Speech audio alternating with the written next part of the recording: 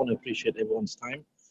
Welcome, everybody, to our webinar today, Aligning Your Core Values and Core Competencies. My name is Nadzrin, and today we have a very special guest. We have Lori Figueiredo, who is a very popular global learning strategist.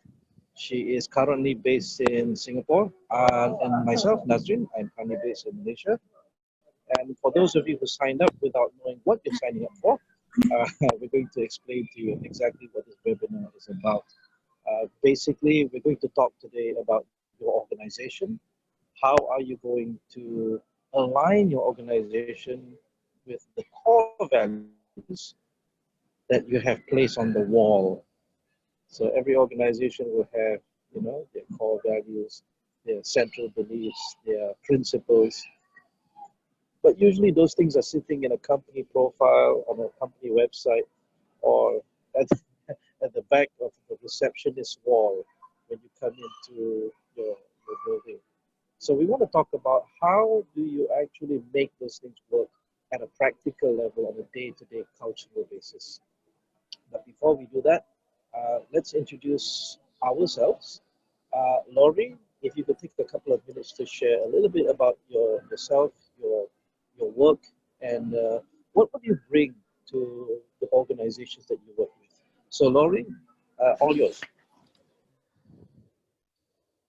Okay, hi everyone, and thanks Nadzrin. So as Nadzrin said, I work globally. I'm based in Singapore, and I'm soon going to be based out of Singapore and London, because people are people, and at the end of the day, people are most effective when they feel there's a shared purpose. So that's what I always look for with all my clients. Many times they ask me to come and do training, but really people don't learn if there isn't a reason for learning. So it's a bit like when we need to change the tire on our bicycle, we will go to YouTube and we will find a video which will teach us what we need to do to change our tire. So that's my real passion, is helping organizations, particularly around the values as an example, is what is the purpose? What is that call to action? What is that shared goal that everyone's working towards? And then on the other hand, how do we bring everybody and align everyone to that shared purpose? And that's what learning should do. Learning should really be bringing us closer together so we all have the right values, the right behaviors, and we're all driving the right results in order to achieve the shared purpose.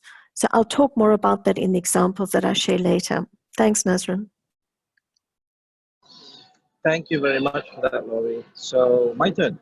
My name is Nadzrin, and I am with Capacity Specialists, the company that is running this webinar. I've been coming to Cambodia since 2017, and I've been doing work with clients in Cambodia in terms of learning and development, especially focused around workforce performance skills. So basically any skill you need to survive in the workplace, such as communication, leadership, problem solving. So that falls within my range.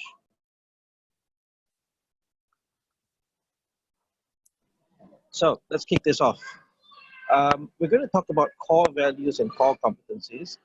And Lori is my teacher as well in this regard. So I'd like to invite Lori to discuss with me, what do we mean when we talk about core values and core competencies? We hear these words a lot in organizations. We hear them in relation to our behaviors, to our training. But what are they really? Lori, I mean, from your point of view, what's the easiest way? How's the best way to understand this? I think let's begin with values. I think all of us have values, whether they're conscious or not conscious, but all of us have values, which just means what's important to us. So when we come together in an organization, we normally choose organizations where they might think similar to us and have common values. I mean, that's ideal. Sometimes once we work with companies, we might realize that we've got a different way, different things we believe in. But fundamentally, the ideal situation is when the individual, the team, the department and the company's values are aligned. That's ideal. When what I believe in myself, so if I jump to my Nando's example, so Nando's is a restaurant group that started in South Africa, is very big in countries like Malaysia, Singapore, Australia, Europe. They're expanding now in Asia. But Nando's is quite a fun company. They make grilled chicken. But they're all very excited about being part of that brand. So the individuals believe in the brand, the Nando's brand. The teams believe in it, and they also, as a company, they've got like a common belief and values that they all believe in. So when you've got these values, which are your beliefs or your ideals, this really influences, what you do and what you think and what you say. So that's what leads us to competence. So some people call it capabilities, some people call it competencies. There's so many different words, but what we mean is our attitudes, our skills, and our knowledge. So this is, let's for now define that as our competencies. As I say, some people call them capabilities. Same. But basically your competencies are so the things that help you to do things when you're successful. So if I'm very competent in riding a bicycle, I've probably got a good attitude where I drive safely on the road. I've got cycling skills, but I also understand things about when to brake, when to speed up, how to go up hills, how to go down hills. So that's what competency is. It's like a big word, but actually it just means what are the things that we need, attitude, skills, and knowledge to do something. And that's where, again, our competencies will influence our behaviors, and that influences our results. So again, within an organization, when they talk about the core competencies, it just means that what is it that no matter what your job is, whether you are the griller in the kitchen or you're the cashier in a restaurant or whether you're the hostess at the door, these are the core competencies. The core competencies are those that are common for everybody in the whole organization. Nadzrin, what do you think? Well, I agree to a certain extent, but I'm really interested in finding out more. Um, you said that we choose a company. Are you saying that we are, as an employee, we choose a company with good core values? Because it seems to me like if I was a company, wouldn't the company be profit oriented, right? We'd be concerned with how much we expend and how much we make out of that. Why does core values have to come into it? It seems like a very personal thing. What has it got to do with an organization? I mean, I can understand if someone is honest, someone is loyal, but how do you talk about core values in terms of a whole organization? It seems like something personal that you want to stick onto everybody. So why is that important? So imagine if you're operating just by yourself, then you can have your personal values, and that's very common. As I say, whether you're conscious or unconscious, but everyone has got certain beliefs. So for example, I might not go and take on certain work because I just don't agree with the product the company is making, for example. So whether I realize it or not, but that's to do with my values. However, when we talk about organizational values, an organization is still people. I think we often forget that an organization is not the building, it's not the computers, it's not the drinks they make or the food they make or the makeup they supply. A company is made up of a collection of people. So when we group people together, then it is the common values, the collective values that that organization chooses to stand by. So that's what organizational values are. And it should even be during the hiring process. It should be something, for example, the example I'm going to give you, which is Nando's. When they're hiring, they're looking for people that are fun, they've got energy, they believe in the brand, they believe in family, so they believe in they're very proud of their work, they're passionate, they're courageous. So it is even an opportunity during selection to look for people that are more aligned to the company values. So I think companies are not buildings. Companies and organizations are people. It's just a big group of people, that's all. And therefore we have values, and therefore we have these core competencies that we need to support those values. Now that's very interesting to me, because many organizations I've met view these core values that you put in your company profile or on your website, right? They view that as a marketing strategy to share with the world. This is what we are. Therefore, support us because we're doing good work. But what you're saying is that these core values are actually operationalized. It's actually part of the processes. It's part of the recruitment process. It's part of the daily. It sounds like it's part of daily life in a company. Is that what you're saying? Yeah, I think that's the most important thing. I mean, once I saw a CEO that they were launching the values, and they had printed quite a nice takeaway, like a collateral with the values printed on. And they'd spent a lot of money. It was a big company in Singapore, global company. But as the CEO walked out the door, he threw the collateral into the dustbin. And I just saw everybody in the audience, the energy just dropped, because he obviously wasn't taking it seriously. And the second example I can give you when it doesn't work is when the values, for example, could be being open or being honest, and keeping an open discussion. And if the leaders and the HR and L&D and people like us, if we don't live those values, then honestly, all the money we spent on training and on the collaterals, on the posters, we're really wasting that money. Because when people see, and that's what I love about Nando's, is the CEO lived the values every single day. She behaved in a particular way. She was very courageous. She was very family orientated. She had a lot of integrity. And I really enjoyed working with her because she lived the values. It wasn't just, we didn't even put it on the wall. We didn't need to make a poster, because you could see the values every day. So I think it's about living your values, not about making posters. I agree very much so. I've also seen examples like you just mentioned, where the core values are created by corporate communication. They're created by the marketing department, but they're not actually implemented on a day-to-day basis. Mm. So how would we do that? Like say my organization is about 500 to 1,000 large. Would it require me to force people to practice these core values because I came up with them or my marketing department came up with them? How we operationalize that? But a very simple answer, without going into your example of Nando's or DBS later. Is there a shortcut that you can share with us where we could have all of our staff practice these core values? What's the quickest way?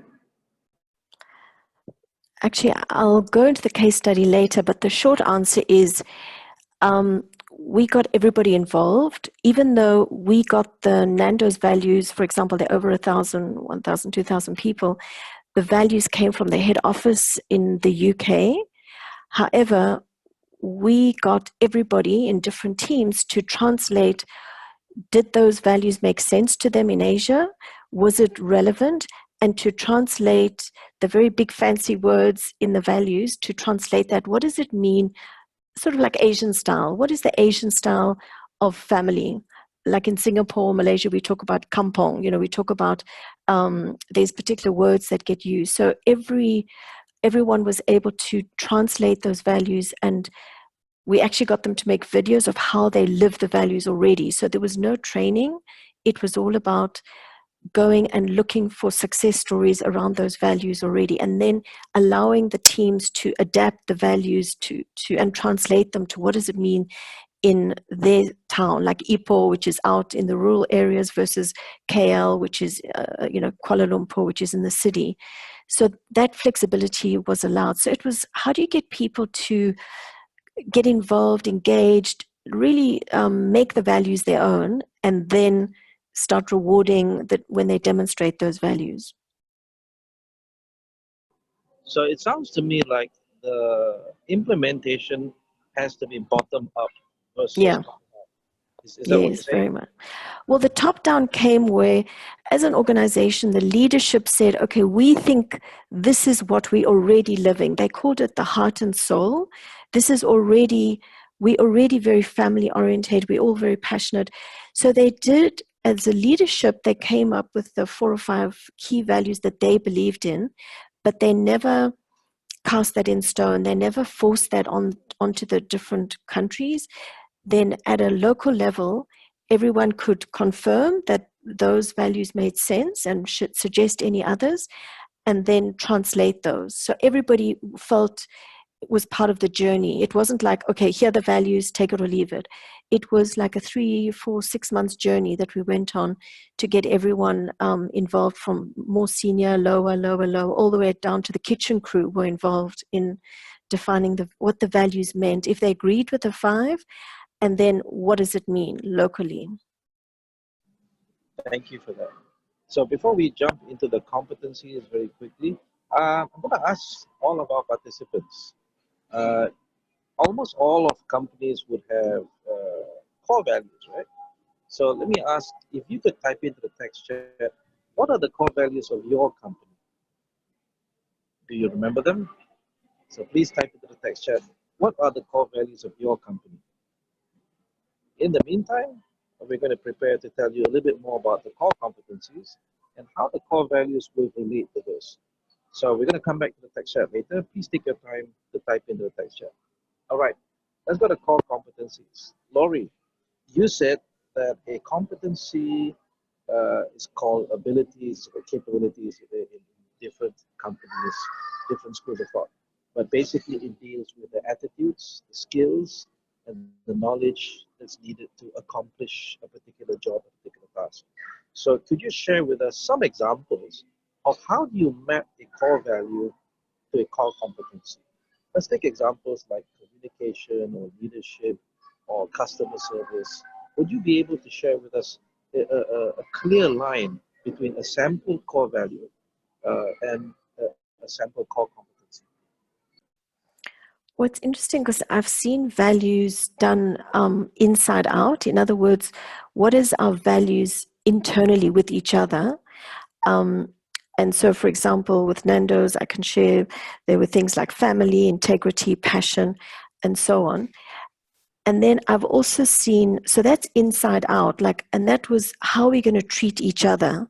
So I'll just take the family as a core value, and that was inside out, meaning this is how we want to treat each other to serve the customer better. So family meant that if you see a very concrete, I'm going to go to behavior first and then competencies.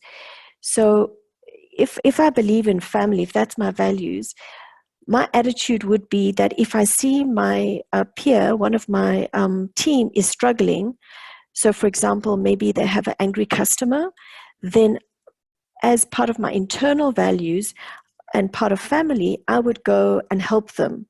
Even if I'm not the expert, even if I'm not, that's not my job, but that's the value of family. We treat each other like family. And that's what is lovely when you see that a team, and that's how they actually speak to each other. They call each other brother. And I see that in Cambodia a lot, sister, my family, that the way they talk to each other is very, supportive. And so to live the family value, the behavior would be, I see someone struggling, I go and help them.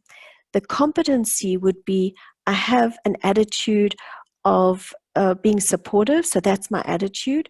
The skill is, I have the skill of seeing what my family members need, so that's a skill, meaning I can be compassionate with my team. And the knowledge is just to know more about my peers, you know. So if I have a family, I normally know something about them. So it's not like your name is Nadzrin and I know nothing about you. But in the context of values and competencies, knowledge would be, I know about my team. I know who they are. I know what they're good at. I know when they need help. So, so I tend to begin with the values, then I think about the behavior, which is, you know, for example, go and help someone, and then look at the attitude, skills, knowledge. What are the competencies that I need in order to treat someone like family and to be helpful and jump in when I see one of my colleagues is having a difficult time? So I sort of see those three working together: your values, your behaviors, and then your competence to be able to do that behavior. I love that. I love that. And the example you gave is a very people-oriented example. Would you be able to give us a more technical example, like say if the core value is results orientation, or in the case of what we have on the slide here, like efficiency, um, commitment, would Yeah, you be let able me to give highlight you, that? yeah, my other case study is DBS. So DBS, I'm going to give you a very more cold, not cold, but not so personal example. So DBS values, they have the inside out values for the team, and they also have the values on how they want the customers to feel they're being treated. So that's more of a customer outside in values. So their values is red, meaning they want every customer. The value is they are respectful, they're easy to deal with, and they're dependable. So those are the three values that they live every day, but in relation to customers. I actually found them quite useful. I even use them in my own life because I think I really appreciate other people when they are respectful, they're easy to deal with, and dependable. So those are the three values. So for example, from a customer point of view, my job would be that if I'm in a branch, because DBS is a bank, so it's a leading bank in Asia, out of Singapore, and they used to be a government bank, but now they're one of the top digital banks in the world. I mean, they are phenomenal. In the last few years, they've completely transformed themselves because now their values are all around disruption, innovation, and looking at digital and how to make the life of customers easier. So now their theme is about making banking joyful. So they've taken from red, which is respectful, easy to deal with, dependable, to making banking joyful. And that is an external value. And they literally are trying to make banking joyful. So that is their job. But back to your example, under red would be if I'm at a branch, even if I'm in the credit card side of the business, but if I'm walking in a branch and I see the customer looking confused, it's my job, even though I'm not from a branch, I don't even work at that branch, but I happen to be a DBS staff. And I know that we're trying to create a dependable respectful, easy to deal with, dependable. So I would automatically go up to the customer and say, may I help you? So that's very much a value of DBS around their customers. And the competency is that the attitude is very much can do. It's not like, not my job. I'm from credit card business. I'm not from the branch, not my customer. No, it's the opposite. So whether it's a soft thing like that, or whether it's helping customers to solve, maybe if I am from the credit card business and the customer is calling me with a very complicated problem, again, my value would be that I'm easy to deal with. I'm respectful. I don't get angry with them because they're asking and being very demanding. I'm easy to deal with, and I'm dependable. I will make sure that I solve their credit card problem. So can you see how the values are, it's not training. I mean, values is about, it's just behaviors. I don't have to be taught to smile, you know, or to be helpful. It's just have an attitude to be helpful. And then, of course, you can run training to practice that skill and to practice that value. But it really is about living certain behaviors every day, which are influenced by your behaviors and your competencies. Does I that see make that sense? very much. Yeah. Thank you. So what we see here is that the core values that can be on the wall somewhere are not really that measurable because they are something that you believe in. It's an idea that you hold. But when it comes down to the level of competencies, it comes down to the level of the behaviors. These are the things that you can actually measure to see how much are your people doing, how much are your people practicing these core values, because the practice is actually in the competencies. Would you agree with that? Yeah, absolutely. So I think if you just have a value like dependable or easy to deal with or family, but when you define those values in behavioral terms, what does the behavior look like? So in fact, some of the companies I work with, they call them valued behaviors. In other words, which are the behaviors that we value? So they call them, valued behaviors. So that everyone that I've worked with that's successful takes the competence, the values, they define the behaviors, they then define the competencies under each of those behaviors. And both of those, well, all three are measurable. So imagine you can measure the competencies, you can see, do people understand? What are the knowledge, skills, and attitudes? And that's understanding. Behaviors is, are they demonstrating that behavior? And number three would be, um, as DBS did and Nando's, did customers notice? So they asked their customers, do you notice that our team is, in Nando's case, was inside, but because the team is family, integrity, passion, because we collaborating as a team more effectively, did the customers notice that we are a fun group to work with? So did they notice that there was sort of a good, in every restaurant, there was a good energy, people were living according to certain values, did the customers notice? So all these things are measurable.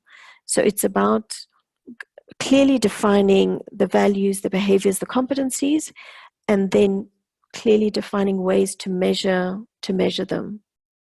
And at the end of the day, it's about, do people notice? So for example, if you go into a place that has got good values, you can feel it as a customer straight away. You can feel the team talks to each other, the team's helpful, the team's not just ignoring each other. If you've got a problem, they'll call their colleague. You can feel it. I don't think it's people make it so complicated. It's not. It's just good human nature. It's just making the best out of what we can offer as people. And that's what I think values does. All right. So last question before we jump into the model and our experiences. Which would you say would be easier to work with? A small organization or a large organization? So if you want to, implement core values, usually a small organization, the core values come from the founder. It comes from the founding leadership. And if you have a group of, say, 15 people working in the office every day, they meet each other every day, they talk to each other, they, if you get married for a very long time, you start looking like your partner. So Yeah. if you work with each other long enough, you start taking on each other's values. So would you say that a smaller organization would be easier to do that, or actually a large organization is actually easier because they have the ability to see a lot more examples? What would you say? Um, I think it really depends on the few people that are leading it. So I've seen it work in both. But like you said, in a small organization, the benefit is there's less people to align. And the good thing is you're closer to, the founder, the CEO, the heart of the business. So in a way, it is easier and there are less people to align. However, they've got less resources, so they don't have a lot of money to spend on these kind of activities. If you want to make it fun, if you want to just organize certain get-together events. Um, so, for example, with Nando's, the CEO made a budget available to organize offsites, that we could go offsite and do some fun activities for bonding. But that was only after everybody had been part of the journey to define the values. But there was a very strong leader. So that's, to me, the difference is, and that's small, that's relatively small. She's got about 1,500 people. someone like DBS, it's huge, but they're broken up into, imagine it, DBS is like a lot of small companies. So you don't think about trying to change the whole company. The way we did it was we took division by division, team by team. So we worked more at a team level and got the teams to define what does red mean to them.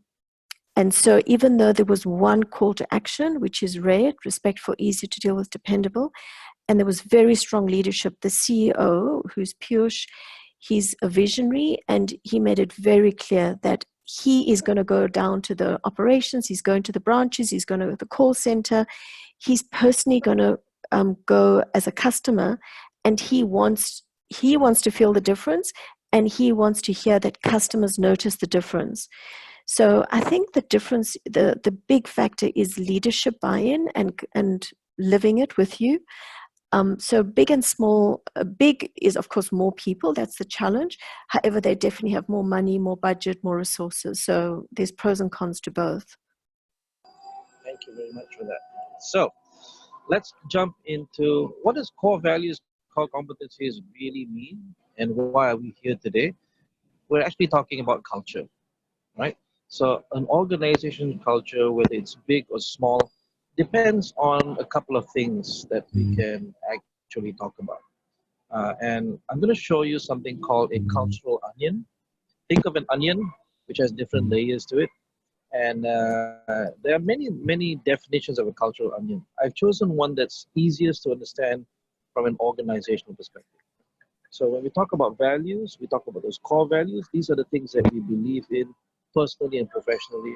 If you and I were working together in the same company to make sure that we deliver consistently, we deliver as per our promise to the client, we both need to believe in the same things. So if our core value is passion, so we need to demonstrate that passion in everything we do, our behaviors, our skills, how we interact with customers. But the second part of that is we also need to want the same things. Because if your staff, your frontline staff, don't want to help improve revenue, they don't want to upsell, even though they could, that's not in line with what your organization is aiming for. So we need to have the same goals. The third thing, of course, is because we share the same values, we want the same things, we also tend to say the same things to our customers, to the people around us within the organization. And everybody who comes in contact with us, whether it be a vendor, whether it be a supplier, whether it be a client, they tend to hear the same thing again and again, whether they're talking to the CEO or they're talking to someone who sweeps the floor in your organization. And there's been quite good case studies on this.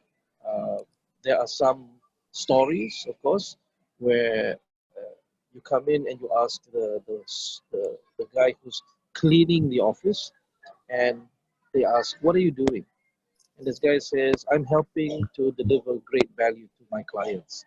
But who's his client? His client is, he doesn't have direct interaction with the company's client. He's only sweeping the floor. But he understands what he's doing. So this is what we call the idea of the palace, where if you meet three different people who are building a wall, what are they doing? They are laying bricks to create a wall. But the first person, you ask him, "What are you doing?" And he says, "Well, I'm laying bricks. That's what I do." And you ask the second person, "What are you doing?" And he says, "I'm building a wall."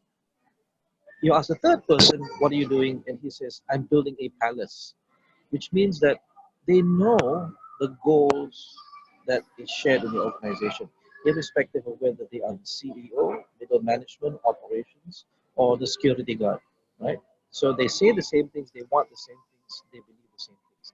And as a result, they do the same things.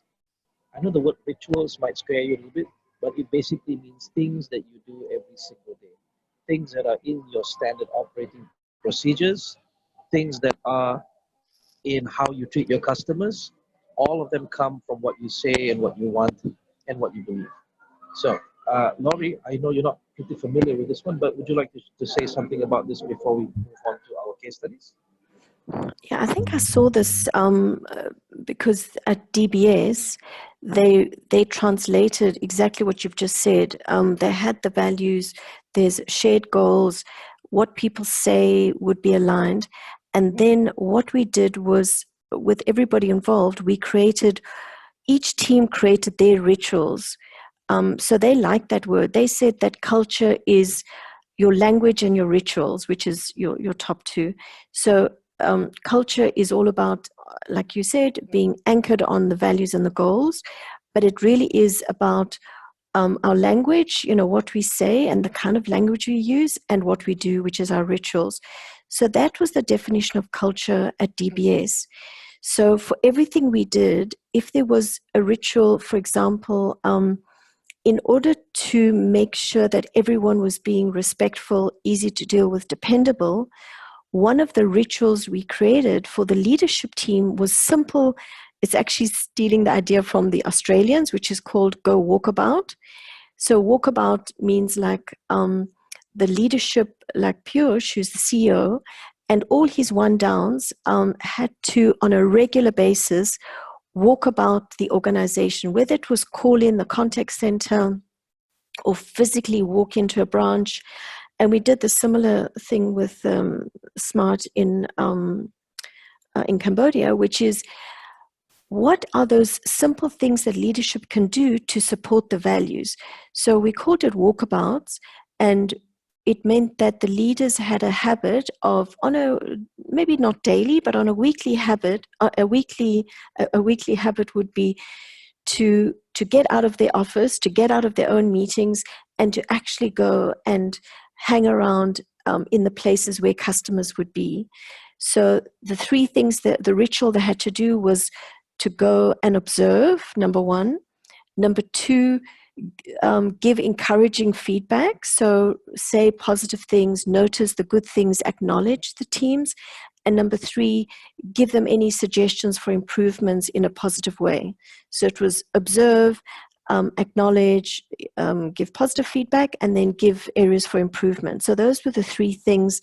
And that was a ritual called a walkabout. And we literally gave them like a cheat sheet, like a job aid. And then, of course, once we explained to everyone, and the good thing was the most senior person was doing it. So then everybody followed. So I'll stop there. So that's exactly what it looks like in real life. You just hear these words or see these slides, the slide, you think, someone else can do it. But actually, I've seen it really work in organizations, and especially where there's leadership buy-in and it's not us as HR or L&D trying to force it. We supporting them, and we give them ideas, we give them tools, but at the end of the day, and we ourselves have to live it, because I think that's my biggest lesson I give to everybody when we begin these projects is, if we cannot live the values and the way we act and the rituals that we have, then how can we help others change? So I think the first thing is we need to walk the talk, which is a point Nadzrin's going to raise later. Yeah, that's it, Nadzrin. Thanks.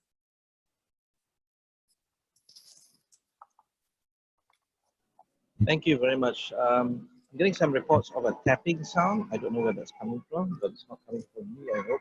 All right. So let me see if I can recreate what you just said. If I am a CEO and I want my people to practice the values, and the sample value is care for my people. So at the ritual level, I must actually do something every day and repeat it again and again and again. Not when I have the time. Not, um, I thought I'll just try this again today. No, it's something that has to be repeated again and again until it becomes second nature. So basically, you cannot measure my values, you cannot measure my goals until you actually see me do it, you actually hear me say it. Yeah, exactly.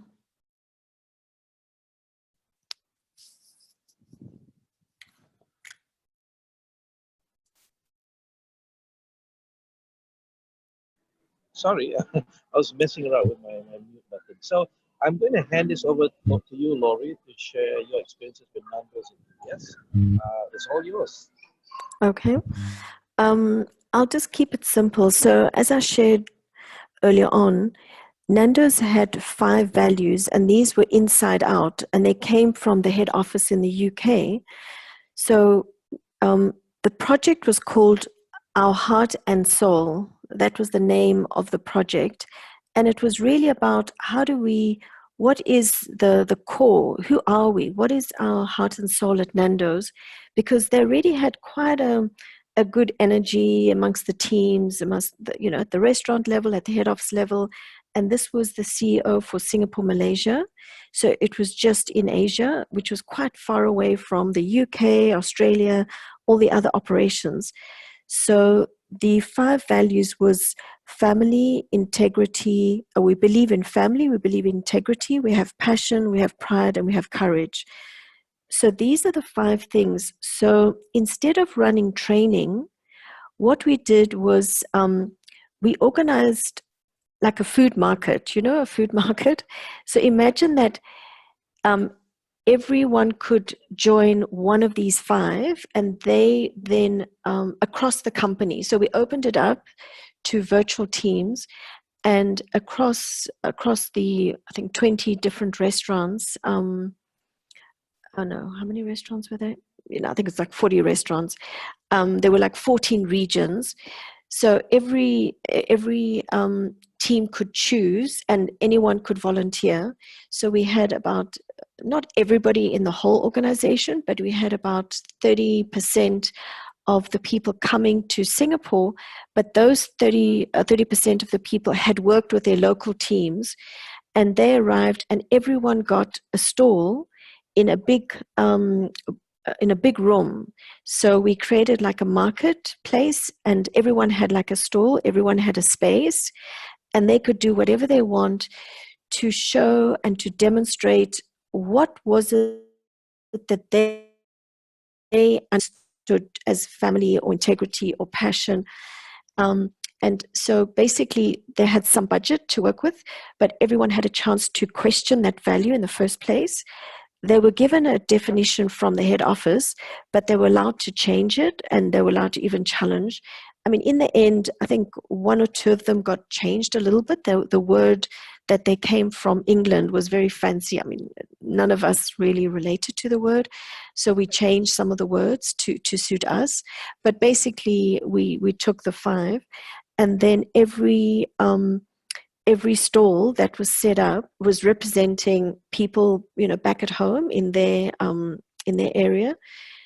And the amount of creativity, I mean, we had the founders at the session. They flew in all the way from South Africa and from London, and they were literally crying because the kitchen crew, the hostess, all the restaurant crew had really put their passion behind it, and everyone had come up with creative ideas. Like some of them used videos, others used experiences, others did role plays.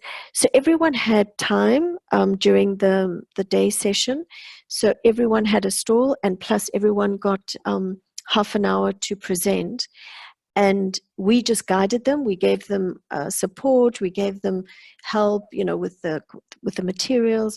But they owned it. They owned it basically. And then out of that, it was agreed that for Singapore, Malaysia, for this particular 14 territories in Singapore, Malaysia, and for the 40, 50 restaurants, this would be their values. Only after that session did the whole team come together and agree, okay, this is the big word that we're going to use, for example, family, integrity, passion, pride, and courage, but the definition of every word. And what we did was we used all their videos, all their collaterals to make a compass. So what we did was we made like a collage, like a digital compass, that it was this, like as you clicked on each one of these values, it would actually tell the story with photographs, with people talking and sharing how Nando's was a family for them. For example, there was an example of this young girl who lost everything. She had a big family problem, and all her team around her collected money and helped her during her crisis time. So it was her testimonial, just to say, hey, like, I love Nando's because it really is they really believe in being family. So that was the Nando's experience. And then later on, we wanted to involve the next group of people that weren't at the event. So what we did was every geography, so if you were in the KL area, or if you were in Ipoh, which is outside in the provinces, or every area, we did an amazing race. And so in the amazing race, you got to discover the definitions of each of the values. And we created, again, as a one-day event, that the team came together. But again, it wasn't about an event. It wasn't training. It was all the preparation in between, which got everybody involved. So everyone, one way or another, by the end of the 3, 4, 5 months, everyone had been involved in defining the values and being part of fine-tuning them and making them for Asia. So it was really powerful, and it was very successful, and everybody had fun. And the way we ran the project using these values. So I think that's the biggest lesson, is you can't be rolling out certain values if you yourself, as the L&D HR, if you don't know how to be passionate, treat people like family, be courageous, have integrity, and pride, if you're not doing it even as a project, then nobody will listen to you, because you've got to live it. So that was the Nando's experience. And then for DBS, we did something similar, but a little bit less fun out there, just because Nando's is a fun environment. It's kitchen crew, the waitresses, the waiters, the hostesses, and the CEO, is a young woman. She's very creative and very fun. Whereas DBS, of course, it's a bank. So we had to achieve the same thing. So the way we did it was we gave some tools to champions throughout the organization, and these champions took their own team. So every champion had 10 teams, and what they did was, over 3 months, they imagined, what does red mean to them? So they actually went through some storyboarding, some creative exercises to actually define, what does respectful, easy to deal with, dependable mean for that particular team. So for example, the contact center, each team came up with their own definition, and it didn't matter as long as they were being read, and they came up with their own behaviors and their own results. And based on that, they imagined it, then they went out and they actually did it, they created and they lived the values, and then they came back after 3 months and they assessed, did the customers notice? So imagine, create, celebrate, and did the customers notice?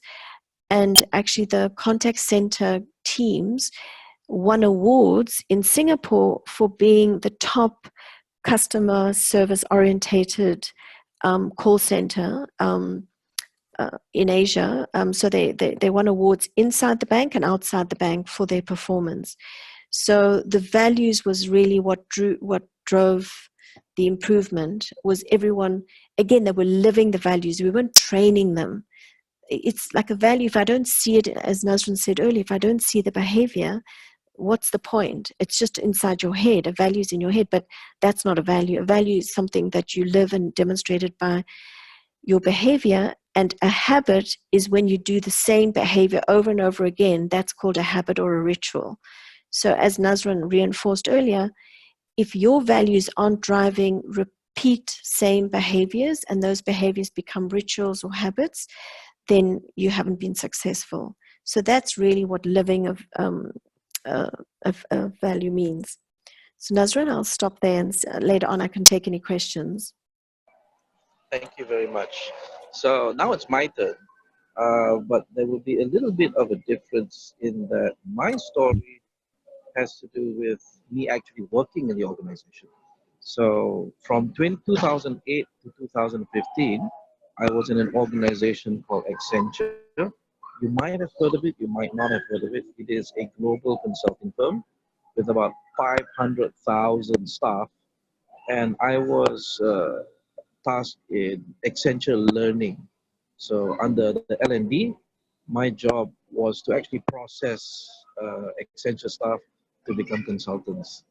And Accenture has a very, very well laid out plan. If I were to call it brainwashing, it wouldn't be wrong. They have 6 core values. If you look into the text chat, I've typed it all in. It is a bit of a problem for Accenture staff to memorize, but typically, if you ask any Accenture staff, they will be able to tell you the 6 core values.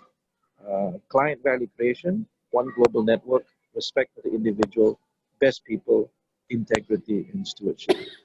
How they do this is they've actually implemented this at every level from top to bottom in all of the rituals, in all of the processes. So I want you to imagine this, right? When you do your performance management, every 6 months, every 3 months, every year, you will be asked, so in how did you perform from a client value creation point of view? What are the competencies? What are the behaviors? What are the things that you've learned and done to contribute to creating value for the client? And how did you do that? So your performance management is actually built around these 6 core values. Also, the trainings, all of the trainings are in-house, all of them are internal. Accenture doesn't bring in external training. They bring in all of the trainings done by their own staff, by their own line managers. And the 6 core values are built into each and every training module that they have, which means that they see it every single day, they see it practiced, and because of the very flat and meritocratic culture they have in Accenture, you can actually call your boss out. You can actually talk to your supervisor and say, I don't think you're practicing integrity in this sense. And they would actually say, you're correct. So how should we move forward? Interestingly about the company is that it's practiced from the top down. You can actually see that respect for the individual is practiced in such a way. You could sit next to your CEO because all of the officers practice hot desking. I don't know if you know what hot desking is. It means that every day you come in, you sit at a different place. Whoever gets a desk first, gets a desk first. So I have had moments where I've sat next to my CEO. I'm sweating it out. And he would just ask you, so what are you working on today? And it would be as if you are on the same level as the CEO, even though the CEO has more responsibilities than you, needs more clients than you do. And all of the name cards do not have your job title on it, which means that between your name card and the CEO's name card, it will just say my name, Nadzrin, or the CEO's name, and no job title underneath. If he did not tell you he was the CEO of Accenture or the country managing director of Malaysia, you wouldn't know. So they've implemented this in such a way that you respect for the individual is across the board. Nobody is afraid to speak up because it's been ingrained from day one that you don't get fired for making a mistake. You do get fired for hiding a mistake. So that's where the best people aspect comes in, that you actually take charge of your own learning, take charge of your own development. So they give a lot of opportunities to learn. In fact, before I left in 2015. I resigned from Accenture in 2015. It was a sad day for me, but I had to move on and grow. By 2015, they were spending up to 800 million USD annually just on training because they believed in best people. So if you think that the core values are sitting on a wall somewhere, Accenture actually has proven that they practice them at every single level, whether in HR, whether in finance, whether it be in the performance management, all of their processes. Stewardship, especially, they don't use the word ownership; they use the word stewardship because they say you don't take care of only your own work; you take care of other people's work as well. And as a result, there is teamwork. So they don't. One of the core values is not teamwork. one of the core values is actually stewardship, which leads to teamwork. So there's a lot more I can share with you, but I would just say, to summarize it, I'll just say this. Accenture practices is at every single level. It is part and parcel of all their processes. It is not sitting on the wall somewhere. So, Lori, anything you want to add? Do you have any comments based on this? Because this is the thing that we talk about this. No, I mean, I just love what you shared in the sense that I think people, we do so much like a drum roll or a lead up to the values, when in fact, from what you were sharing, I think Google has the same. It's just when we were asking the Google people, they just said, it's not googly. Like if you had to not help a colleague, or if you had to withhold information from a colleague or not be collaborative, they looked at you and they said, no, we don't have that problem. It's just not googly. It's just the behavior that the value drives. Just if you don't follow the values, it just wouldn't be tolerated. It's just the way you do business. It's like part of your fabric. So I just love that it's sort of like a process to get it up and running, but then once it's up, it's not about constantly training. It's about, let's just, like Nike says, just do it. So I love that example. Yeah.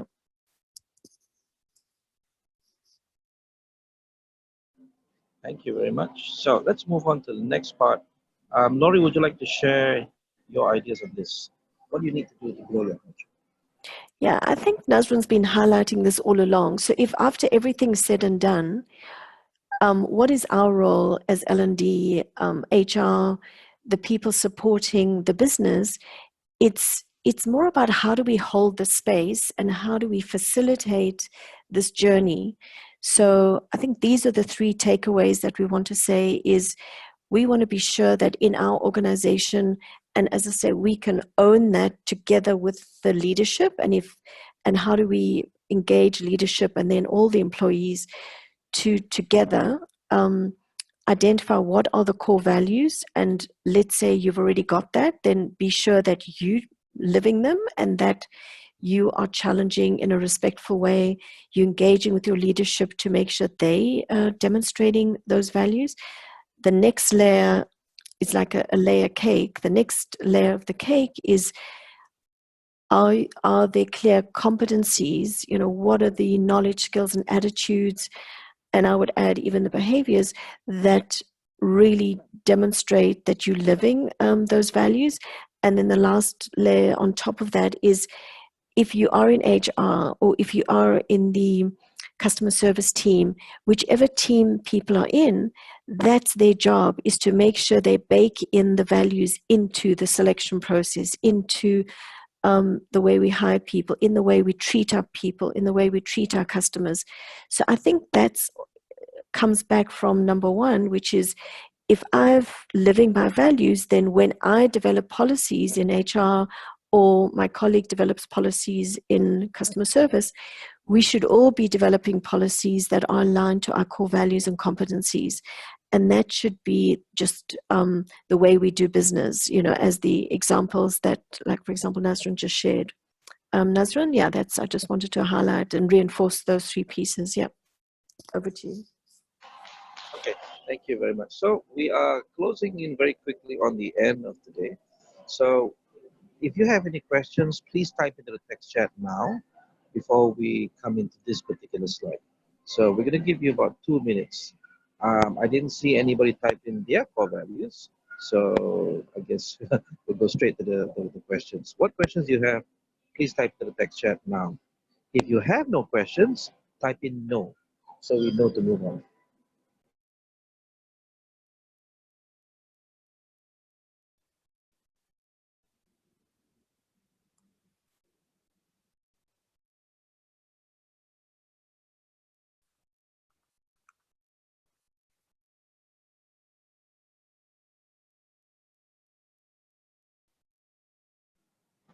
Right, so 2 no's, no questions.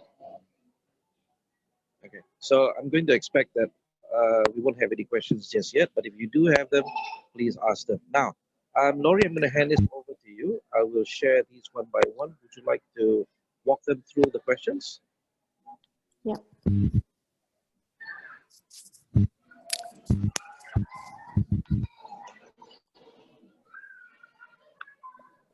So I think what Nadzrin and I were curious to hear, and again, because we're also learning every day. So nothing that we share with you, we say, okay, this is definite. So based on what we've shared and based on your experience, would you agree that core competencies, and by that we mean the competencies that everyone in the company should demonstrate and have developed, should they be linked to the core values? So we're not asking about your organization, we're just asking whether you agree that they should be aligned, because many times they're not. Yeah, so true is the core values and core competencies should be aligned. False would be if it doesn't matter. Okay, so I think we're generally getting consensus. Yeah, okay, that's great. Because we'd love to hear if you've got a different view, and if you think false, if you've got a different view. But even Nazra and I are constantly doing projects in this area, and we often find that the competencies, the core comps are going one way, the values are going another way, and it's just very confusing. Unless there's a valid reason, but if it's core to everyone, the value should be the foundation, the core values, the core competencies. And then there could be top-ups that are, of course, competencies that are functionally specific. That's completely different. So we'd love to hear from you, and also for us to learn, what are the challenges you have in creating core values? Just anything you'd like to share around the challenges you might face, or sometimes I've seen companies, they're just too many values, or other companies, it's just a poster on a wall. So, and it doesn't have to be about your own company. You could just share what are some of the challenges that you see out there that you could face in creating core values. So we'd So, just love to Lori, hear your thoughts. while we're waiting for answers, I actually got a question from Tazin, who Mm-hmm. sent it to me privately. I think that wasn't done on intently. So he says, "Hi, Nadzrin. Is there any limitation in the number of core values and competencies when we develop? What should be the best number of core values and competencies in an organization?" All Oh, right. I love. So I'm going to answer this first, and then I'm going to pass Okay, to Lori. I know, I My love that opinion, question. Yeah. the number itself is not that important. Um, it is the content of the core values, how you define them, how do you operationalize them. So if I were to go by just number, I would say no more than four. But then Accenture does six quite well. So it proves that the number does not matter. However, for for marketing sake, for ease of remembering, I'd say five and below would be just nice. Yeah. What's more important is what are competencies you park underneath each core value. So, for example, there's a local training provider in Malaysia. Their core values are VIP, vision, integrity, and passion. And under each core value, they have parked five competencies that they've selected, which means they have a total of 15 competencies. And they measure their people, their performance management based on these 15 core competencies. Now, you must understand a core competency is what everybody must have. A key competency is what is unique for a particular department. For example, core competency for everyone is attention to detail, right? But a key competency for finance is uh, must be robust in terms of numbers. You must check and double check, triple check. So a core competency is something everybody, from the CEO to the security guard, they must have that, right? So that's my answer. Laurie, how about yours? Yeah, I would disagree in the sense that in the fact of saying too many people get lost. So I'm agreeing with you in the sense that studies show the brain, and it's not my opinion, it's very well studied, is that in cognitive psychology, 6 to 9 things are what people can typically remember. So as Nazrin said, Accenture had 6. Or somebody else has maybe 3, but then those 3 are the anchors and then the values, and then they get divided up into maybe 15 competencies. So I just think I've seen the number from 3 to 6 and maybe maximum 9. And if they tell a story, so like let's say if the 3 are like red, respectful, easy to deal with, dependable, and then under the 3 you've got others, it definitely helps to, so to me less is more. So I'm just saying 3, 6, 9, I always think that number 3 is a lucky number, is just a good target, because I've seen places where they're like 12, 15, and they aren't organized in any way. So if you've got 15, but you've got 3 anchor words and then the 15, that's fine. But people cannot remember 15 things. They're not going to do it. If you can't remember it, you're not going to do it. Yeah. So just building on what Nadzrin said. Yeah. So we have a couple more questions here. Alicia says, can you share your thoughts on the evolution of core values? And Lisa is answering your question, one of the key challenges, translating core values into behaviors. Would you like to take this one, Lori? So I'm just trying to understand which one, the Lisa one? I think Alicia's question first. Okay. So do you mean the evolution, meaning how do you create them in the first place, or can they change over time? So I'll try and answer a little bit of both. So I think the evolution, meaning how do you create them in the first place? I think the best thing is to start with what's already happening. Consciously or unconsciously, there are values. So, core values evolve over time. So I definitely believe in that, in the sense that maybe a few years ago, I would have said, no, your values should be your values. However, I definitely see that now the world has changed. So if, let's say, you were quite a traditional company or what worked for you before, I definitely see that even if I look at my own business, and I'm a small independent business and I partner with TCS and many, many companies, I definitely think that we've reached a maturity where we should be able to say, looking back, how did those values work for us, and what worked, what didn't? And now with the changing environment, with digital disruption, changing expectations of customers, I do feel we should be able to reassess our values and then bring everyone with us. And again, don't just throw out these 5 words again, but truly look at where is our true north? Where are we going now? Whereas before it might have just been to grow a successful business. Now the values could be around innovation, disruption, like having a startup mindset. I even see at DBS, their world is changing completely now because they have to operate, every department has to operate as if it were a startup. So now their values are definitely going to change. So I think we should be mature enough to be able to say, okay, it's time to shift, and they call it pivot. So it's pivoting. So it doesn't look like you denying your past, and you should be proud of it. It's just more about how do you pivot and shift for the future. So I think, Lisa, I hope that, so I definitely think they should evolve over time. Yeah, and especially now. Thank you for that. I'm going to add a little bit. I think companies need to change over time. And if what's holding them back is those core values, whether they're written down or not, it's actually part and parcel of what leadership believes. That's the one that's holding them back. So if we're not talking about core values on the wall, we're talking about the core values of the leadership, then it is the leadership that needs to change first.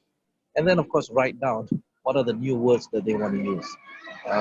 So again, it's not marketing's concern, it is not corporate communication that should be doing this. It should be leadership's buy-in to say, okay, the market has changed, the world has changed, technology has changed. We must also change as well. Our definitions. Okay, so there's a couple of ways you can do this.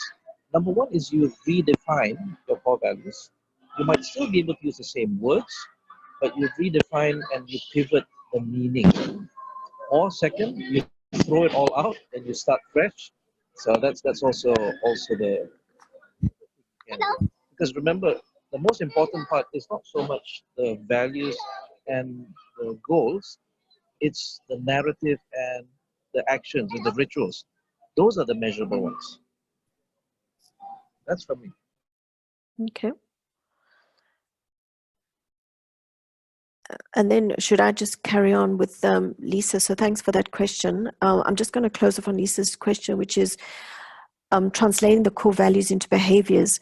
So I found that the most interesting part of all this, which is everybody talks, you know, my people need this and my people need that, and or the other team doesn't do this. And so I think it really is where the most effort should go, is to say, okay, if these are the values, why, you know, how would we actually see those demonstrated at the moment? So right now, if we had to say, are those demonstrated? So let's take the pride, for example. Is that pride in the company? Do we mean pride in ourselves, in our work, or do we mean all of the above?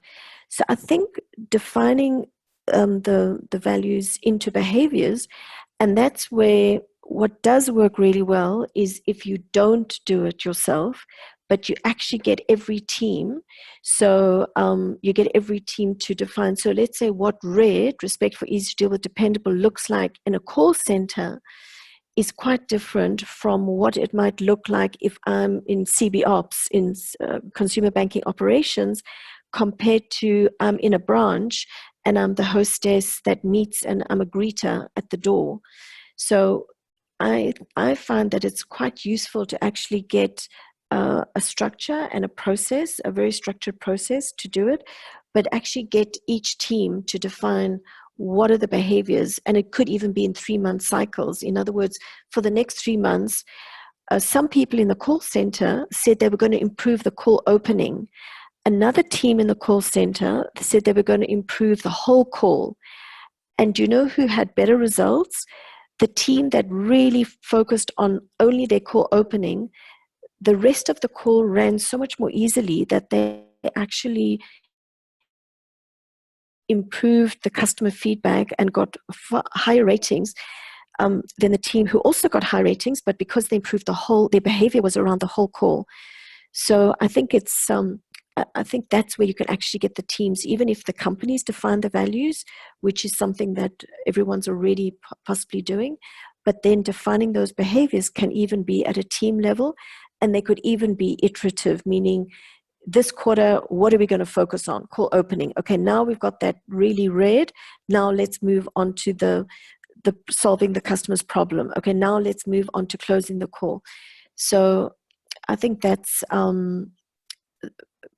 it's a good mental exercise. I know it can be challenging, but it really forces everyone to stop just talking in big words, but rather, you know, getting more concrete. Nadzrin?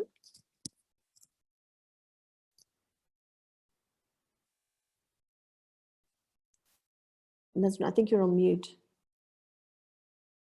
Yes, I couldn't find the mute button. All right. So Alicia has another question there. How do you have an effective measure in assessing the practice of core values? So I'll share what Accenture does and what I've been doing with my clients. You need to measure the narrative and the rituals. So usually what happens is when we go into a company, we ask, what do you already do? What are the examples, good examples of when people practice these core values? And we collect these examples, right? So they put them on post-it notes and say, okay, the security guard practices empathy when he does this and this and this with a customer. So we collect all of these examples and we share them with the organization, with the leadership, so that everybody sees, oh, okay, so it's different for different people, different definitions, but they call it empathy nonetheless. So if you want to assess it, you need to be quite open-minded in terms of the different ways of measuring it, because you will have different understandings. Now, if you want to have a single way of looking at it, then you need to have a co-creation, whereby bottom up, you can do a workshop and you say, so what does this mean to you? And can we all agree on one definition rather than all of these different definitions? So that requires co-creation, where the people themselves are the one who provide the meaning to the core values that leadership came up with. So you look at this, leadership came up with the core values, but it is the actual people down there who are providing the meaning. So, Lori, how about you? Yeah, I think just building on that. So if they have been clearly defined, there's normally a metric. So whether the metric, so it's just taking anything, whether it's, you've defined a value, you've broken it up into certain behaviors. Those behaviors should be observable because they're external behaviors, even if it's an attitude. And then you can have a self-rating. I think that's really important for people to rate themselves, as well as the peer rating or supervisor rating. And then eventually, if it's appropriate, depending on what it is, it's even getting the customer feedback on that particular. I mean, that's why if you keep the values short and sweet and 2 or 3 with simple definitions and simple metrics, then if my value is to be respectful, and the contact center people, for example, said respectful in a contact center is when somebody calls and they've lost their card, I'm going to be empathetic. I'm going to acknowledge their situation, and I'm going to solve it promptly. So, but they were very specific, not what I'm saying. And so even their supervisor listening in on a call could rate them. Were they empathetic? Did the customer feel that they were respectful, easy to deal with, dependable, as defined by the team? So I think it's once you define behaviors that are measurable, and observable, then actually anyone, yourself, your customer, your supervisor, the leadership, anyone can rate you. And that's where you want to get to. You don't want to these fuzzy, wishy-washy statements. And that's why you've got to get really concrete. And then you can measure. And you can make measurement fun. It doesn't have to be, it could just be, I mean, now in Singapore, all over the toilets, everywhere you go in Singapore, there's a digital smiley face from unhappy to happy. And as you walk out the toilets, you just touch the smiley face and to say if you think the toilets were clean. And it's all over Singapore now. Everywhere you go, all the toilets have got smiley faces. So I don't think it has to be complicated. I mean, okay, setting up a digital smiley face is not easy, but it could just be a very simple thing like that, just a smiley face. Yeah, I'll stop there. In Malaysia, when you walk into any customer service kiosk or shop, you get the number, you get the what do you call that thing? You take your turn number, right? Oh yeah, your queue number. It's Yeah. actually a box with 4 slots. Yeah. You can vote on whether you like the service or not by putting that number into that box, so it becomes trash. So at the end of the day, they count how many of how much trash went into that particular slot. No, exactly. So I mean, and it doesn't have to be so high tech, but it's people, especially L&D and HR, hate measuring anything. But I think that's just a very bad habit. I think we should be far more accountable. That if we're not adding value, we should rather do nothing. I've got a very strong feeling about that. If we're not amplifying and improving performance, then rather do nothing. So I know that's a bit dramatic, but so we have come to the end. I think we've had our Q&A already. Lori, any closing thoughts for our participants? No, I just wish everyone luck, and I just think it's not as complicated. I think what's challenging is managing stakeholders. I think, and aligning everyone around values. So I think, and managing. Someone mentioned culture and mindset is managing the mindset. So I think it is a journey. And so we're happy, Nadzrin and I, if through TCS, if you want to send us any questions. I mean, we're all learning as we're going, and so we're more than happy to sort of give any suggestions. And these are the kind of, to me, it's all about alignment. It's really aligning everyone around a common set of values. So I just, thanks for the questions. I really appreciate that. At least it makes it more interactive. And thanks, Nadzrin. Thanks for being my co-host, MC, whatever. Thank you. Always happy to do so. All right, so we've taken up a lot of your time already. Thank you very much, everyone. But before we go, I'm going to hand this back to Marudi and Kek to share with you our